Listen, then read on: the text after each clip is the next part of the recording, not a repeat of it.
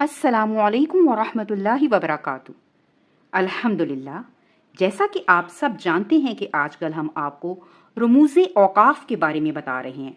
रमूज़ औक़ाफ़ वो अलामात और निशानात हैं जो तिलावत कुरान मजीद के दौरान हमें नज़र आती हैं। अब हमने जानना है कि इन अलामात का क्या मकसद है और इनमें छुपे क्या राज हैं। तो अल्हम्दुलिल्लाह, हमने अपने पिछले लेसन्स में आपको तकरीबन कुरान पाक में आने वाली तमाम अलामात के बारे में तफसील से आयात के ज़रिए से समझाया है। तो मुझे उम्मीद है कि आप सब ने ज़रूर उन लेसन्स को देखा होगा। अगर किसी ने वो लेसन्स नहीं देखे तो वो हमारे पिछले लेसन्स लेसन नंबर 51, 52 और लेसन नंबर 53 ज़रूर देख ले, ताकि उसे कुरान पाक में आने वाले इन रमूज़ औक़ाफ़ के राज अच्छी तरह से मालूम हो जाएं और इन पर कैसे वक्फ़ करना है ये तरीका भी अच्छी तरह से समझ में